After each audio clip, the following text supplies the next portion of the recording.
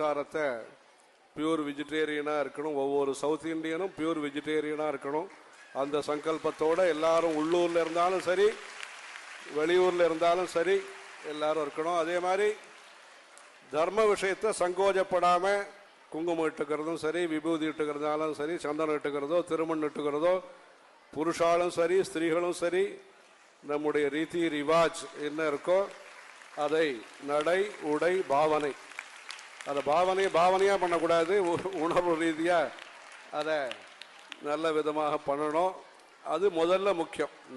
நாம இருக்கணும். நம்ம கம்ப்யூட்டரை கற்றுக்கலாம், ஸ்பானிஷ் கற்றுக்கலாம், ஜெர்மன் கற்றுக்கலாம், எல்லாம் கற்றுக்கலாம்.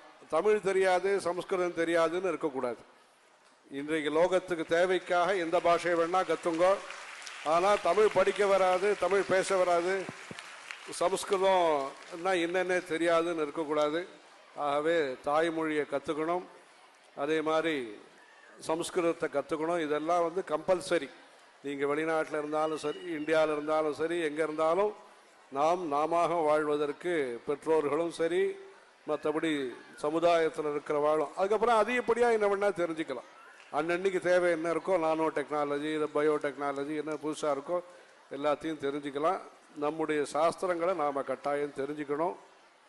அதே மாதிரி உணவு, அதுலேயும் ஆரோக்கியமான சாத்விகமான உணவை நாம் பழக்கப்படுத்திக்கணும். அதே மாதிரி உணர்வு, அப்பா அம்மா, தாத்தா பாட்டி, உறவுக்காரா, கிராமங்கள், குலதெய்வம், அந்த மாதிரியான விஷயங்களையும் மறக்காமல் எல்லாரும் அவருடைய கிராமத்தை, நீங்கள் போய் டெல்லி, பம்பாய் பார்க்குறதோ, வாஷிங்டன், நியூஜெர்சி பார்க்குறதோ அதெல்லாம் ஒரு பக்கம். உங்களுடைய சொந்த கிராமத்தை, தஞ்சாவூரோ, நார்த் ஆர்காடோ, திருநெல்வேலியோ, எங்கேருந்து வந்திருக்கீங்களோ, கேரளாவோ, பாலக்காடோ, எந்த ஊர்லேருந்து வந்திருக்கீங்களோ அந்த ஊருக்கு அவசியம் ஒரு தடவை போய் அங்கே இருக்கிற ஜனங்களுக்கும் ஏதாவது நீங்கள் எல்லாரும் சேவை பண்ணி குலதெய்வத்தை எல்லாத்தையும் பார்த்துண்டு, அந்த மாதிரி ஜனனி ஜென்மபூமிஷ்ட ஸ்வர்காதபி கரியசி, தாயும் தாய் பூமியும். இப்போ தான் ரொம்ப வருஷம் கழித்து ஜென்மபூமிங்கிறது ரொம்ப ரொம்ப பிரசித்தமாயிருக்கு. அந்த ஜென்மபூமிங்கிறது என்னன்னு நம்ம சொல்ல வரோன்னு உங்களுக்கு தெரிஞ்சிருக்கோம். யாருடைய ஜென்மபூமிங்கிறதும் உங்களுக்கு தெரிஞ்சிருக்கும்.